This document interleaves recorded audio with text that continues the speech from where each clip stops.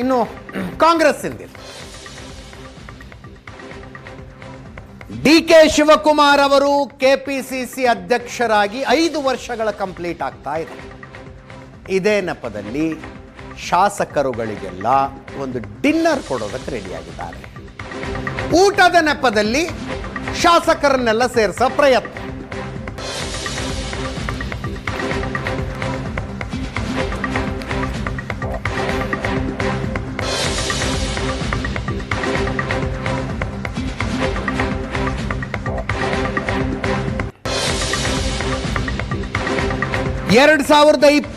March 11ನೇ ತಾರೀಕು DK. ಶಿವಕುಮಾರರನ್ನ KPCC ಅಧ್ಯಕ್ಷರನ್ನಾಗಿ AICC ಘೋಷಣೆ ಮಾಡಿತ್ತು.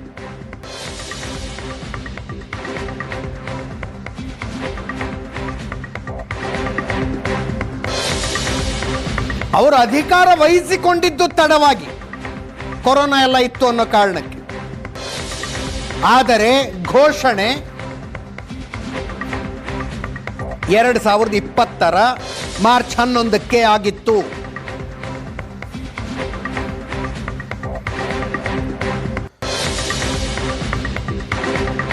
ಯಶಸ್ವಿಯಾಗಿ 5 ವರ್ಷಗಳ ಕಾಲ ಕೆಪಿಸಿಸಿ ಅಧ್ಯಕ್ಷ ಸ್ಥಾನವನ್ನ ಜವಾಬ್ದಾರಿಯನ್ನ ನಿರ್ವಹಿಸಿದ ಕಾರಣಕ್ಕೆ ಕಾಂಗ್ರೆಸ್ ಶಾಸಕರುಗಳಿಗೊಂದು ಡಿನ್ನರ್ ಕೊಡಬೇಕು ಅಂತ ಡಿ.ಕೆ. ಶಿವಕುಮಾರರ ಆಲೋಚನೆ.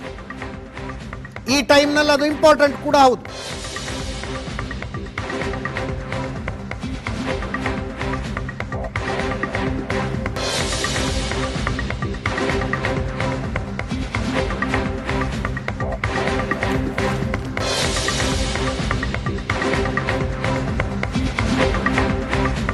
ಅಧಿಕಾರ ಹಸ್ತಾಂತರದ ಚರ್ಚೆಯ ಮಧ್ಯದಲ್ಲಿ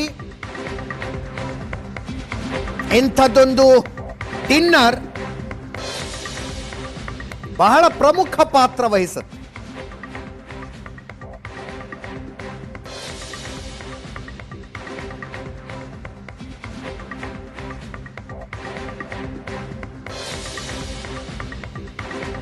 ಅಕ್ಟೋಬರ್ 31ರ ಡೆಡ್ ಲೈನ್ ಕೊಟ್ಟು ಬಂದಿದ್ದಾರೆ ಡಿ.ಕೆ. ಶಿವಕುಮಾರ್ ಅವರು ದೆಹಲಿ ವರಿಷ್ಠರ ಮುಂದೆ ಅನ್ನುವ ಚರ್ಚೆ ಇದೆ. ಇನ್ನೊಂದು ಕಡೆ ಸಿದ್ದರಾಮಯ್ಯ ಬಣದವರು ಡಿ.ಕೆ. ಶಿವಕುಮಾರರನ್ನ ಕೆಪಿಸಿಸಿ ಅಧ್ಯಕ್ಷ ಸ್ಥಾನದಿಂದ ಕೆಳಗಿಳಿಸುವ ಪ್ರಯತ್ನದಲ್ಲಿ ನಿರತರಾಗಿದ್ದಾರೆ.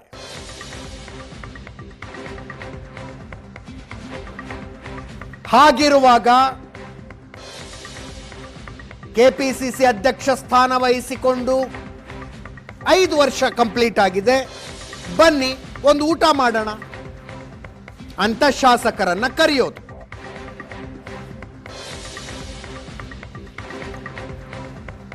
ಸಮಯ ಚೆನ್ನಾಗಿದೆ, ಸಂದರ್ಭ ಚೆನ್ನಾಗಿದೆ.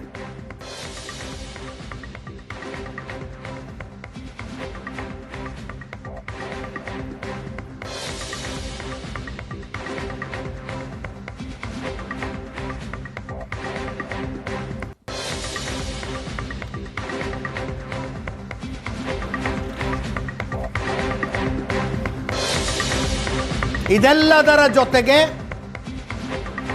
ರಾಜ್ಯ ಕಾಂಗ್ರೆಸ್ನಲ್ಲಿ ಸಂಪುಟ ಪುನಾರಚನೆಯ ಚರ್ಚೆ.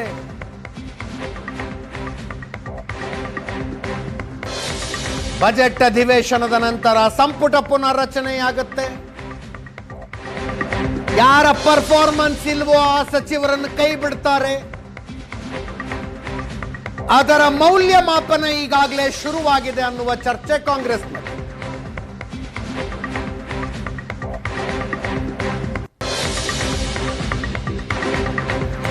ಸಚಿವರುಗಳನ್ನು ಒಬ್ಬೊಬ್ಬರನ್ನಾಗಿ ಕರೆಸಿಕೊಳ್ಳಲಾಗ್ತಾ ಇದೆಯಂತೆ.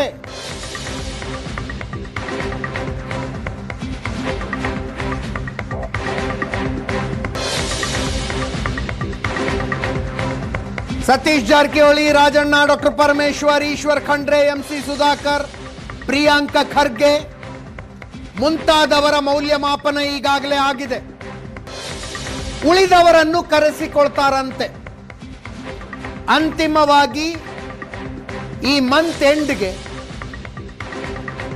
ಮಾರ್ಚ್ ಕೊನೆಗೆ ಮುಖ್ಯಮಂತ್ರಿಗಳು ಉಪಮುಖ್ಯಮಂತ್ರಿಗಳು ಇಬ್ರು ದಿಲ್ಲಿಗೆ ಹೋಗ್ತಾರಂತೆ.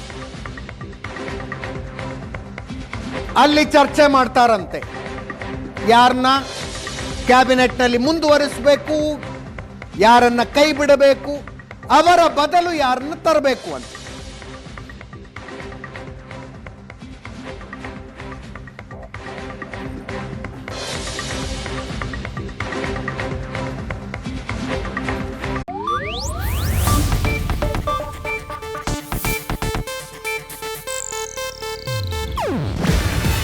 ಇದು ಏಷ್ಯಾನೆಟ್ ನ್ಯೂಸ್ ನೆಟ್ವರ್ಕ್ ಪ್ರಸ್ತುತಿ.